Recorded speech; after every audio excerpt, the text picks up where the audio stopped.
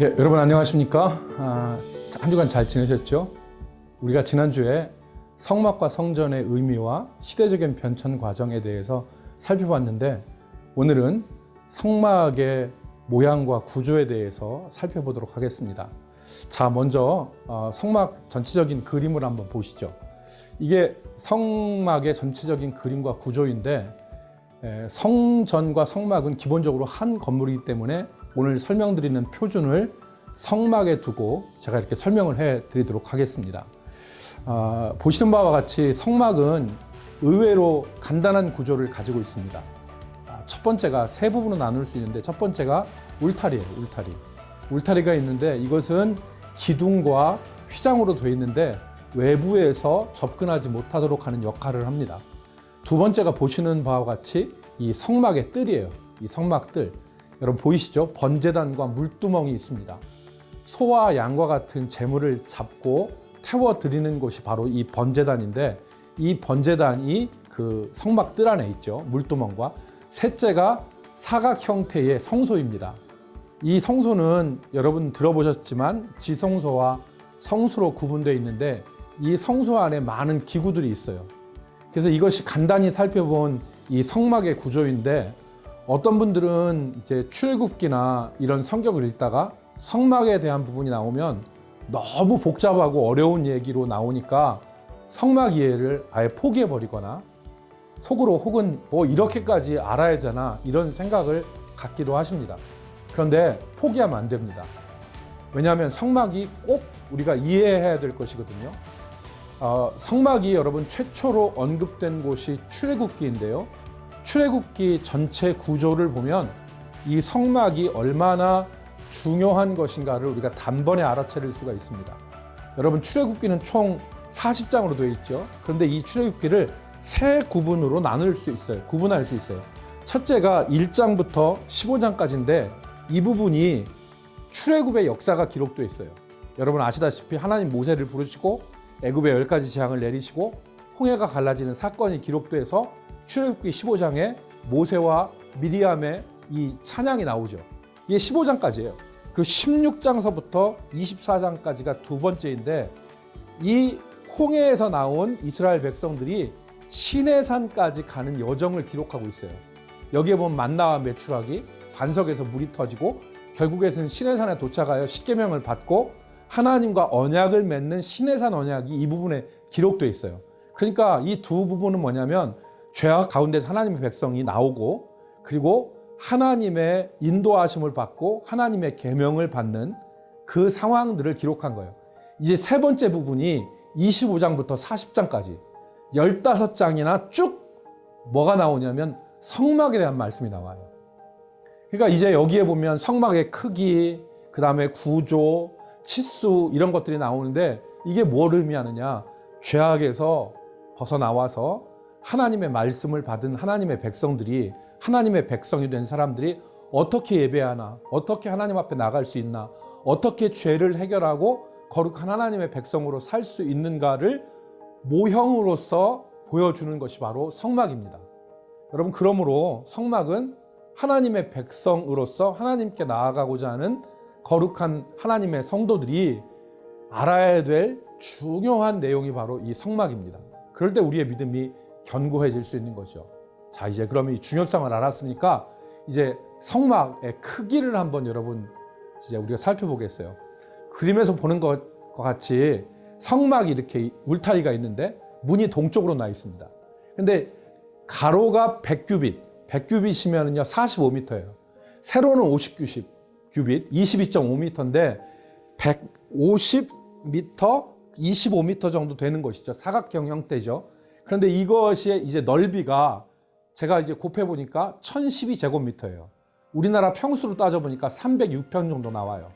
그러니까 여러분 약 50m 국제 수영장을 생각하시면 될 것 같아요. 그런데 이 동편에 보면 그 50규빗 가운데 성막으로 들어오는 문이 20규빗이에요. 그러니까 22.5m에서 9m가 문이에요. 이 문을 통해서만 성막에 들어올 수 있는 것입니다. 이게 여러분 성막의 크기이죠. 이제 두 번째로 이제 성막의 세부 구조와 구성물을 우리가 알아보겠는데요. 자, 자, 첫 번째 아까 세 부분으로 나눈다고 그랬죠. 이제 성막가 울타리했고 이제 성막뜰인데 이 성막뜰에는 아까 말씀드린 대로 번제단과 물두멍이 있어요. 번제단은 여러분 가로 세로 5규빗씩 2.25m씩이에요. 그리고 높이는 한 규빗 반 135cm예요. 135cm고 넓이는 한 2.25m 되는 노수로 만든 제단인데 그림 보이시죠? 여기서 제사 드리는 사람을 대신하는 제물, 즉 소나 양이나 염소 이런 것들을 잡았어요. 그리고 거기에 피를 쏟고 이것을 불태워 드렸습니다. 이 노수로 된 번제단에서. 여러분 잘 아시다시피 번제, 화목제, 속건제, 속죄제 이런 제사들이 있잖아요. 이런 제사들을 이 그 노제단에서 번제단에서 태워 드렸던 거죠. 여러분 이 번제단의 의미는요. 우리가 하나님 앞에 나아갈 때는 부정하고 죄된 자신이 죽어야 한다는 것을 우리에게 가르쳐 주는 거예요. 제물이 피를 흘리고 죽어서 피를 흘리고 불태워지듯이 우리의 부정한 자신, 우리의 부정한 자아가 죽을 때 하나님을 만날 수 있다는 겁니다. 번제단, 그 옆에 이 성소와 번제단 사이에 물두멍이라고 있었는데 이게 물을 담는 이런 그릇이에요. 근데 이 곳은요, 아론과 그의 아들들, 즉 제사장들이죠. 그들이 성소에 들어가기 전에 자신의 수족, 즉 손과 발을 씻는 곳이 바로 이 물두멍이에요. 일반인들은 이 성소에 들어가지 못했어요. 제사장들이 그들을 대신해서 하나님 앞에 나아갔는데 하나님께 나아가는 전제 조건이 정결함이에요. 그래서 출애굽기 30장 18절로 20절에 보니까 노수로 물두멍을 만들고 그리고 아론과 그의 아들들이 그 두멍에서 수족을 씻되 그들이 회막에 들어갈 때는 반드시 물로 씻어 죽기를 면할 것이요 그랬습니다.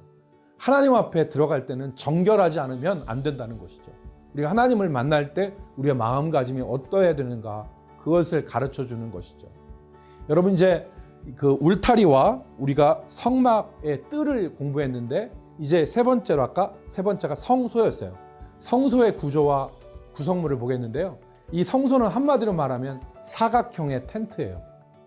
여러 개의 기둥과 그리고 덮개, 이 덮개는 가죽과 휘장으로 되어 있는데 여러 겹의 덮개와 여러 겹의 그 휘장으로 되어져 있는 텐트라고 보시면 돼요.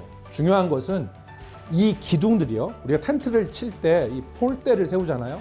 그런데 이 기둥들이 여러 개의 기둥들이 조각목으로 되어 있고 그것을 금으로 덮어 쌌어요. 여러분 조각목은 성경에 성막을 읽다 보면 대부분의 재질이 조각목이에요. 이 조각목을 씨띠나무라고 그렇게 얘기하는데 우리나라 말로 말하면 아카시아 나무입니다. 아카시아 나무. 아무런 가구나 목재로 쓰지 못하는 나무가 조각목이에요. 근데 이 조각목이 거룩한 성막의 기본 재료가 돼요. 이 볼품없는 나무가 성막에서 금으로 덮여 쌓입니다. 그래서 그 안에 하나님의 임재가 이제 계신 것이죠. 하나님 임재가 있는 것이죠. 이것은 무엇을 의미하냐? 우리 자신을 말해요. 조각목과 같이 아무런 데도 쓸데없는 우리가 그 안에 하나님이 거하시는 이 성소의 기둥이 되는 거죠. 그럴 때 하나님이 우리를 정말 조잡하고 아무 쓸데없는 우리를 하나님의 금과 같은 은혜로 감싸주시는 거예요.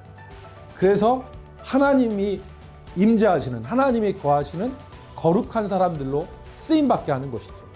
이건 바로 신분의 변화죠. 죄인에서 의인으로 조각목이 금으로 둘러싸인 성전의 기둥이 되는 거예요. 여러분, 이런 놀라운 은혜가 우리 가운데 지금 있는 것입니다.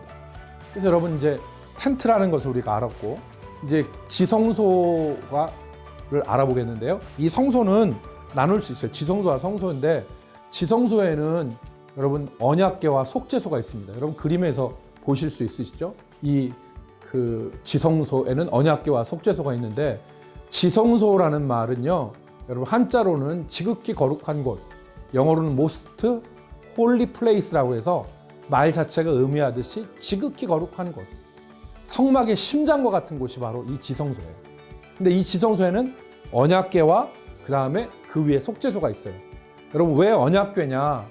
이 언약궤, 이 사각형의 궤에는 모세가 십계명이 적힌 돌판을 받았잖아요. 이거를 증거판이라고 하는데 이 증거판 이것이 들어있어요.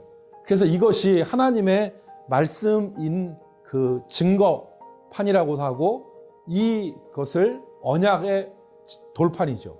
그리고 이것을 하나님의 말씀이라고 해서 법궤, 언약궤, 증거궤, 그래서 이 그 성소를 증거장막이라고도 얘기해요.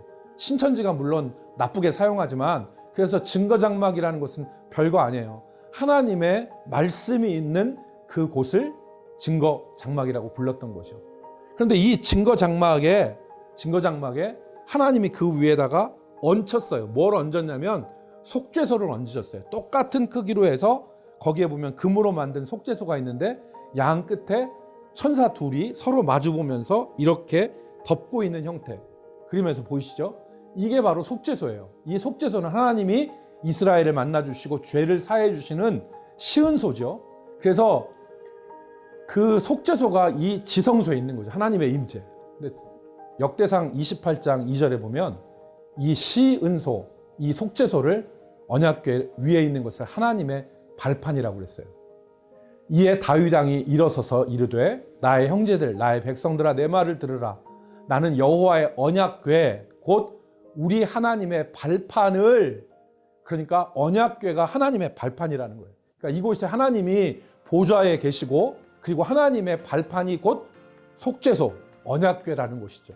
그것을 봉헌할 성전을 건축할 마음이 있어서 재료를 준비하였다 그랬죠. 그러니까 여러분, 이 지성소는 거룩하신 하나님의 임재가 있는 곳이고 그리고 그 언약궤 위에 속죄소가 있습니다. 이것이 의미하는 바는 무엇이냐? 하나님이 우리에게 은혜 주실 때 말씀 가운데 우리에게 은혜를 베풀어 주시는 분이심을 우리에게 알려주는 거죠. 여러분, 히브리서에 의하면 이 그 지성소에는 대제사장이 1년에 한 차례 홀로 들어가는데 반드시 피를 가지고 들어갈 수가 있었습니다. 그래서 둘째 장막이라고, 아까 성소를 첫째 장막, 이 지성소를 둘째 장막이라고 하는데 1년에 홀로 한 차례 들어가되 자기와 백성의 허물을 위하여 그 드리는 피 없이는 들어가지 못했다. 이게 바로 하나님의 임재를 나타내는 지성소죠. 이제 마지막으로 이제 성소의 구성물을 살펴보겠습니다. 성소에는요, 여러분 세 가지가 있는데 떡상, 등대, 그리고 분향단이에요. 그런데 이제 이걸 아무렇게나 놓는 게 아니라 위치를 정확하게 말씀하고 있어요. 지성소를 구분하는 휘장 앞에 분향단이 있고요. 그리고 북쪽에는 진설병, 떡을 놓는 진설병, 그 반대쪽 남쪽에는 순금으로 만든 등대가 있었어요. 여러분 보시죠. 진설병이라는 것은 떡상 위에 12덩이의 떡을 두 더미로 이렇게 쌓아놓는 떡상을 말해요. 그리고 등대는 완전을 상징하는 7이라는 숫자, 그래서 가운데의 줄기에서 옆으로 3가지씩 나는 순금 등대가 이 바로 그 등대이고요. 그리고 세 번째가 이제 분향단인데, 분향단은 향을 태우는 거예요. 그래서 출애굽기 30장 7절로 8절에 보니까 아침과 저녁에 이 향을 사르고 이것은 대대에 여호와 앞에 끊어지지 못할 것이다. 오늘 이 세 가지 물품은요, 하나님 앞에 있어야 되는 우리들의 지녀야 될 모습을 의미하는 것이라고 해석할 수 있습니다. 첫째, 진설병은 성도에게 있어야 될 양식 말씀이고, 등불은 성령의 조명을 의미합니다. 어두운 인간의 영혼을 밝히는 것은 오직 하나님의 성령의 조명밖에 없다. 그 조명이 우리의 어두운 인생을 밝히는 거예요. 그 말씀이 우리를 살아가게 하는 거예요. 그리고 분향단은 기도죠. 아침과 저녁에 대대로 끊이지 않게 하는 이 향. 그래서 요한계시록 8장 4절에 보면 이 향을 성도의 기도라 그렇게 말했죠. 여러분, 이제 이렇게 함으로 이제 성막의 모든 그런 그 구조를 우리가 살펴봤어요. 그래서 울타리, 그다음에 성막의 뜰, 그리고 성소. 성소는 지성소와 성소. 그리고 그 안에 물품들을 간략하게 살펴봤는데, 여기에 언급하지 않은 결정적 중요한 한 가지가 있어요. 그게 뭐냐면 제사장의 의복과 제사장이 하는 역할이에요. 출애굽기에서 성막의 마지막은 제사장의 의복과 제사장의 장식으로 되어 있어요. 여러분 한 번씩 들어봤겠지만 거룩한 세마포 속옷, 그리고 그 위에 있는 거룩한 의복, 그리고 순금으로 만든 이 관의 패, 거룩한 패, 여호와께 성결이라고 생긴 거룩한 패, 그리고 제사장 이 가슴에 있는 12보석, 3개씩 4줄로 되어 있는 보석, 12지파를 의미하겠죠. 그리고 제사장이 쓰는 관, 이게 성막의 완성이에요. 근데 이 제사장은 뭐를 상징하느냐? 예수 그리스도를 상징해요. 하나님 백성들, 12지파인 하나님의 백성들을 가슴에 품고 피를 들고 지성소로 들어가는 제사장은 예수 그리스도의 모형이에요. 그 예수 그리스도가, 그러니까 일반 백성들은 번제단 앞에서 제물을 잡는 데까지만 있지만 수족을 씻고 성소에 들어가고 지성소에 들어가서 하나님의 임재와 하나님의 은혜를 받을 수 있는 사람은 대제사장밖에 없어요. 그러니까 이 거룩한 의복을 입고 세마포를 입고 지성소로 들어가서 하나님의 백성들을 끌어안고 지성소로 들어가서 하나님의 은혜를 구할 수 있는 사람은 대제사장, 오직 예수 그리스도밖에 없는 거예요.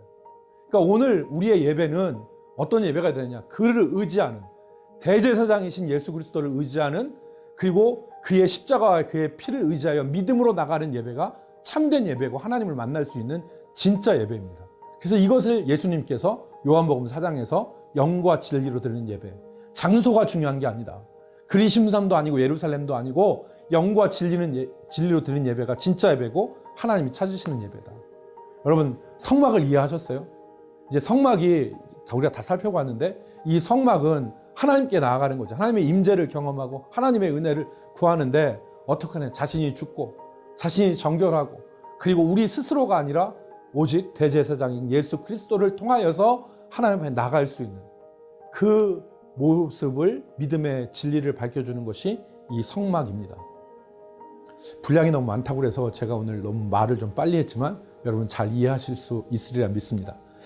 성막이 굉장히 어렵고 성막론이라고 해서 성막을 대단히 어렵게 많이 이렇게 얘기하는데 성경에서 말씀해 주시는 성막의 기본적인 의미는 바로 이것입니다. 여러분도 이것을 잘 기억하고 성경을 읽을 때 하나님의 은혜가 정말 충만히 임하는 우리 성도들이 되기를 바랍니다. 다음에 또 뵙겠습니다. 샬롬.